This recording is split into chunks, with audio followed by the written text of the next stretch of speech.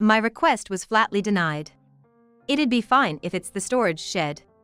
I screamed inside, "Don't make a fool of me." Our house is fairly spacious, and if the rooms were tidied up, there would be no problem having my father live with us.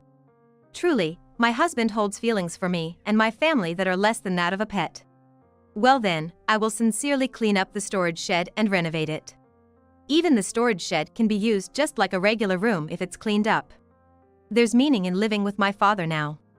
Aaron was like, "There's no way I'm doing such a thing. Why do I have to renovate for your father?" I recalled the major renovation we did to make sure my mother-in-law, who visits sometimes, would not have trouble staying over, even installing a bathroom and toilet, just like a hotel.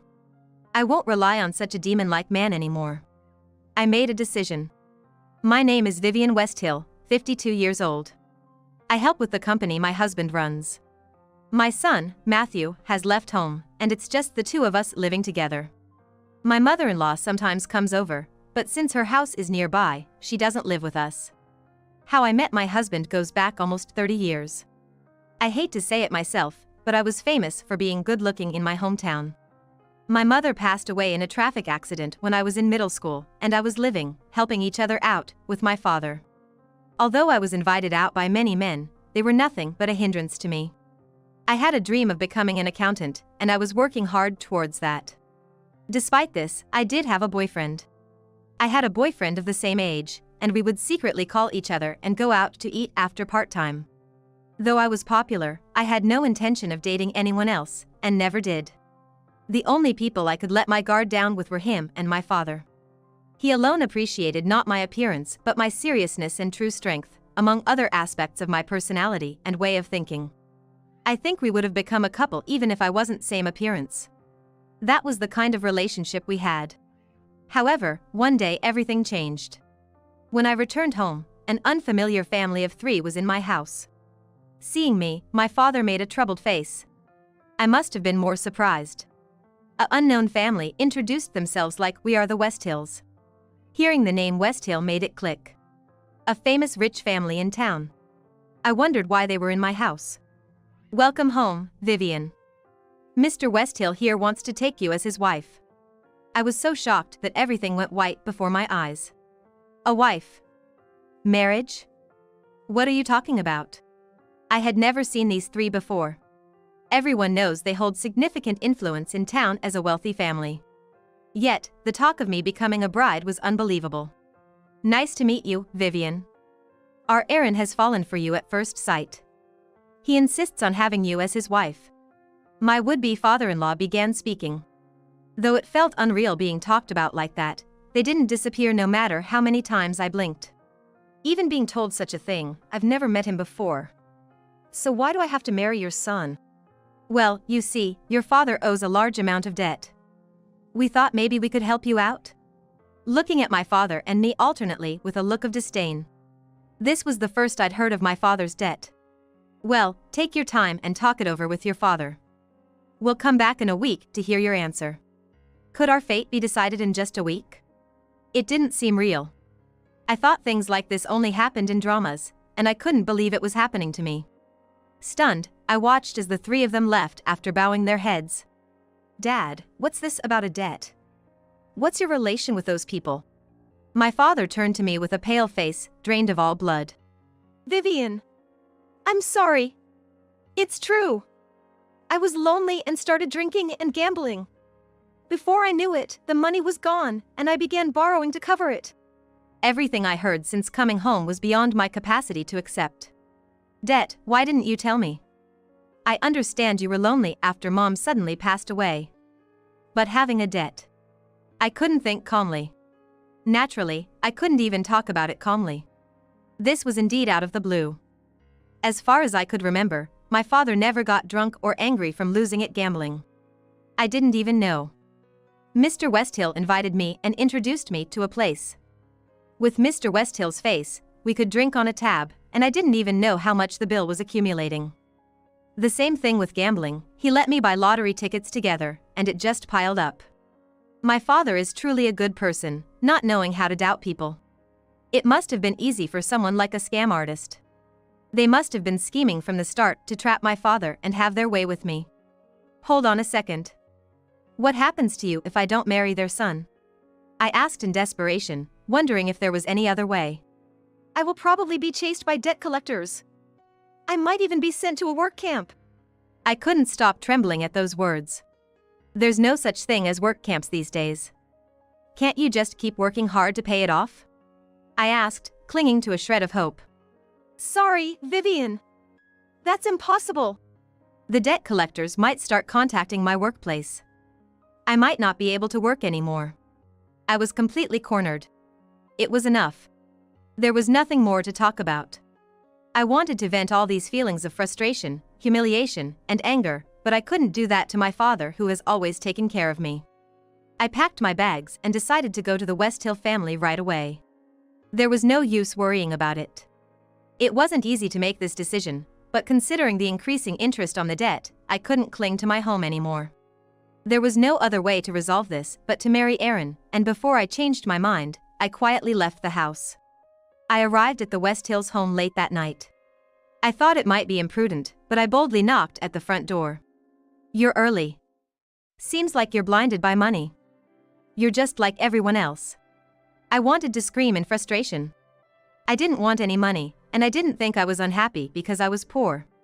Well, whatever. You're mine now. Seeing you with that pathetic boyfriend, I thought I'd make you mine. His words treated me like a doll. I felt utterly objectified and disgusted. I've left everything in the past. I look forward to being with you from now on. With a forced greeting, I entered the Westhill household. After that, everything progressed in a whirlwind.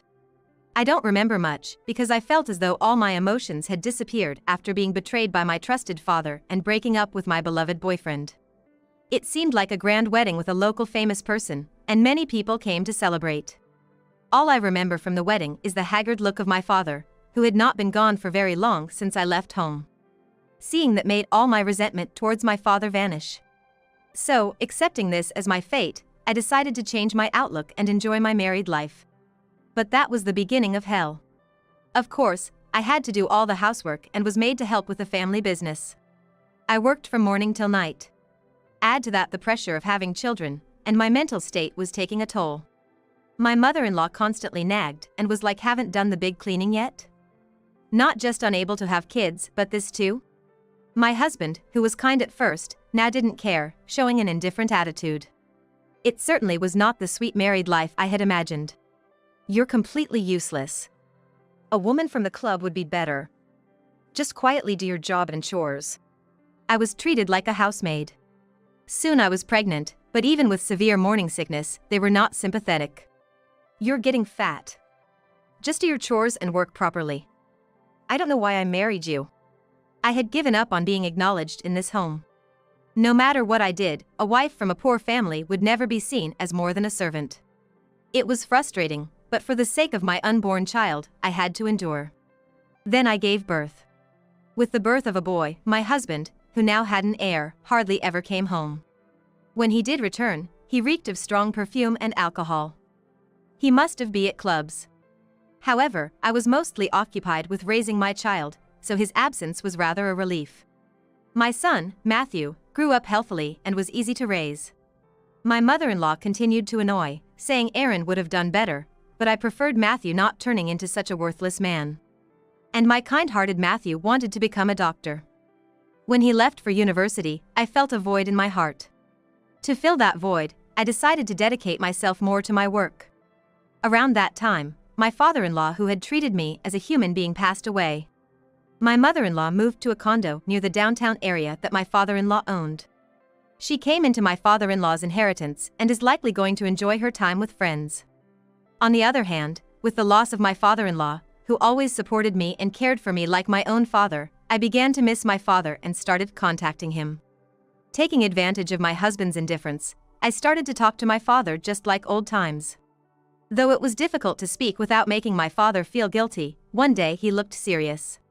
When I asked what was wrong, he said in a resigned tone as if nothing could be done, that he was diagnosed with malignant lymphoma and was given 6 months to live. I was utterly shocked. No way, Dad. That can't be. You're so lively, it's impossible that you only have half a year left. Just when we could finally be like a father and daughter again. I can't bear the thought of never seeing you again. But my father just smiled kindly and nodded. I don't want to leave my father alone. I will ask my husband to let him live with us in our spacious home. I'm not ready to give up, but at least, I don't want him to be alone. My father said he was happy just hearing those words and left with a gentle smile. For the first time since getting married, I decided to confront my husband. That night, as usual, he came home drunk, with the smell of perfume. Seeing me awake and waiting for him, he looked startled. What's the matter? Don't tell me you want some affection? It seemed he hasn't changed his view on women being objects. I looked straight at my husband and said, Aaron, I have something important to talk about. My father has been diagnosed with terminal cancer and has only 6 months to live. I want him to live with us in this house. Of course, I won't let it be a bother to you. We can just use one of the vacant rooms in the house. That's okay, right? You will listen to such a request, won't you? Since my husband is hardly at home, there should have been no reason to object. I took it for granted that he would agree. But an unexpected reply came back from my husband. Just leave that half-dead old man alone. I'm not gonna let someone like that into the house. It'll ruin the house's atmosphere. Absolutely not. If you want to do that, you can leave. I have no intention of living with a sick person. My request was flatly denied. I felt like I had fallen into a gaping hole in the ground. If you want, the shed is fine. I screamed inside my heart, don't mock me. Our house is quite large, and there is no problem if my father moves in after cleaning up a room. We can live without facing each other. My husband really holds feelings for me and my family that are less than that for a pet. Well then, I will seriously clean and renovate the storage shed. If the storage shed is cleaned, it can be used just like a normal room. There is meaning in living with my father now. There's no way I'm doing such a thing. Why do I have to renovate for your father? From now on, accompany me and take proper care of me. Recalling the major renovation I did for my mother-in-law, who visits sometimes, to make a bathroom, toilet, and washroom just like a hotel, I decided not to rely on such a demon-like man anymore. Since then, I have worked more than ever and went to see my father when I had the time. There were days when he seemed to be doing well and days when he seemed to be doing badly. I couldn't feel alive every day unless I saw my father's face. I was only praying for my father's illness to be cured. Then, maybe my prayers were heard as my father was still alive after 6 months. A miracle might be happening. I felt like a bright light was shining in. I started to live positively little by little. About half a year after my father's confession, my husband came back with a pale face. I sensed that something serious had happened because my husband had never come back early since we got married. Hey, sit down. I have important news. I was told that I have cancer and my life expectancy is short. Come to think of it, my husband had been looking pale lately. I thought it was due to drinking too much alcohol or lack of sleep. Strangely, I was not shocked. It was completely someone else's problem. Besides, everyone should take care of themselves. Oh, you were like leave that half-dead man alone, right? I'll do just as you said. You were like if you say so, then leave. As you said, I'm leaving. Oh yes, I've found a lawyer for our divorce matters. I left the room without looking back. I decided to leave suddenly, but I did not regret it at all. You don't have a penny, do you? Where do you think you're going leaving this house? You won't be able to live a luxurious life like you have been. You have been living on everything I have worked hard for. You inhuman. Does he still think that I have been living in this house for money? I had been brainwashed by my mother-in-law and husband's verbal abuse, thinking that I had to be here to protect this house. Since hearing my father's terminal diagnosis half a year ago, I have woken up and started thinking that I can't go on like this. Since then, I have been preparing my mind to get divorced and leave the house at any time. I've worked so hard for you. Are you a demon, leaving me behind like this? Don't you have even a shred of gratitude towards me? Although my husband continued to shout something in the background, it had nothing to do with me. I never wanted a wealthy life. Being able to eat 3 meals a day and having a place to sleep was all I needed. I returned to my room, packed only the essentials into my suitcase, and left the house. Whether my husband was in trouble or not, it didn't matter to me. I sent the email I had drafted noticing my resignation to the president straight away. I wanted to settle everything regarding my husband and the Westhill family. I had been supporting him since he barely worked, but this was the end. In fact, since discussing my father's situation half a year ago, I had been in contact with a divorce specialist lawyer introduced by the company's advisory lawyer. I talked about everything regarding our nearly 30-year marriage, starting from events before our marriage. The lawyer just nodded, quietly listening to my story. However, when I mentioned that I had been working for the family business without pay, he was genuinely surprised. It would amount to hundreds of thousands of dollars in salary. After finishing my story, he was immediately like the divorce should be easy. I also had taken photos of emails from women, and had noted down serious moral harassment, providing plenty of evidence of my husband's fault. Of course, since I got a smartphone, I had also recorded his verbally abusive remarks.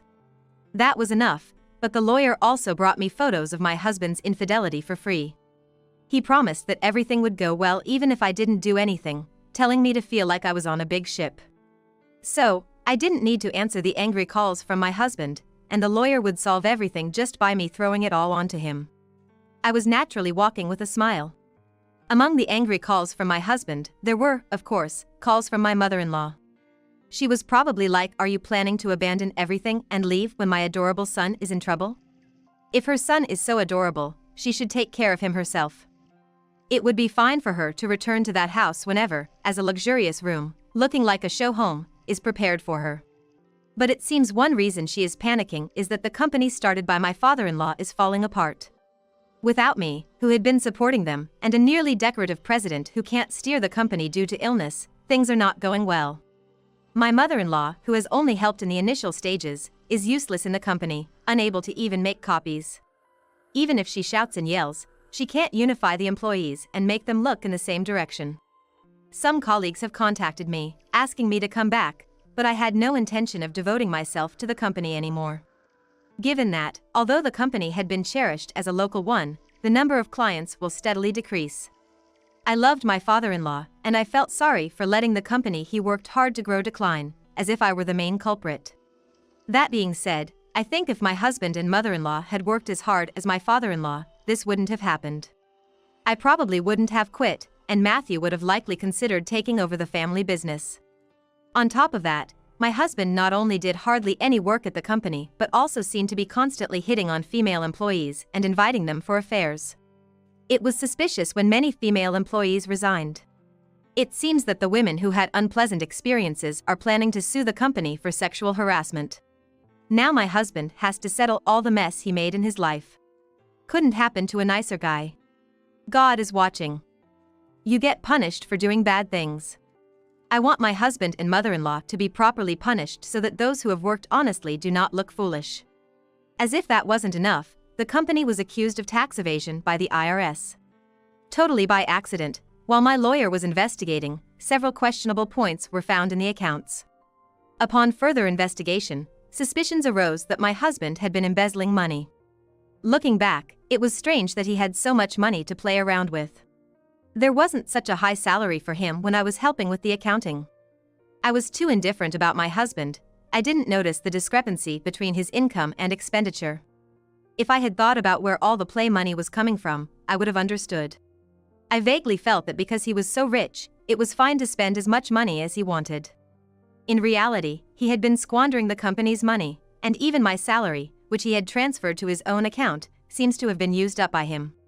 Kickbacks for orders, bribery to companies, making decisions for his own benefit rather than for the company, he had dipped his hands in all kinds of evil deeds taking advantage of the lack of supervision. Tax evasion and special embezzlement, my husband's crimes are not just one. I don't know whether the court's judgment will come out first or if my husband will run out of life first, but I want him to atone for as much as possible. I also started looking at the books half a year ago and copied them to ensure that evidence is not erased, and submitted them to the IRS. The fact that I had been studying to become an accountant came in handy here. To fill the payment gap even a little, my husband sold the company to a major corporation and also sold the large mansion. Because of the rush to sell, it was bought for a song. My mother-in-law is also selling her condo to pay me and the IRS, and they are living in a small apartment complex together. Rumor has it that he has several children from affairs, and payments for child support to the affair partners are also in arrears. He should at least have used contraception properly, but he probably assumed that affairs and illegitimate children were a man's privilege. He might have life insurance, but will that be enough? Even though my mother-in-law is elderly, she seems to have started working because she has to earn money for her son's medical and living expenses. Having looked down on others until now, it's probably quite hard to be seen with sympathy by those around now. The parent and child should reflect on their actions until the end. I received a substantial amount and bought a condo in a convenient and nice location. There, I reunited with my father and started living together. Thanks to Matthew's introduction to a renowned doctor, my father is now recovering, surprising even the doctors. Actually, my father had been living with Matthew until now. I convinced my father, who was thinking of entering a hospice or living alone, to live together at Matthew's place. After I left the house, my father had saved quite a bit of money for me. He was thinking of freeing me once the amount borrowed was saved up. Hearing this, Matthew thought of my father as a more respectable person than his own father and kindly agreed to my unreasonable request. Both Matthew and my father had long hoped that I would divorce my husband, and they were overjoyed when I left the house. I never thought that not divorcing would worry the two of them. Until the condo was decided, I lived together with them and chose a place close to Matthew's place. So even when I started working, he could check on my father when he had time. My father is also trying to bridge the gap with his grandchild, talking about when I was small and about my mother. Matthew seems to be talking about his background a lot. I hope to build a good relationship like this. I started working at the law firm that helped me. I'm not an accountant, but having some experience is a strength, and I'm helping with corporate cases. With advice from other lawyers, I'm studying to get a tax accountant qualification. Age doesn't matter.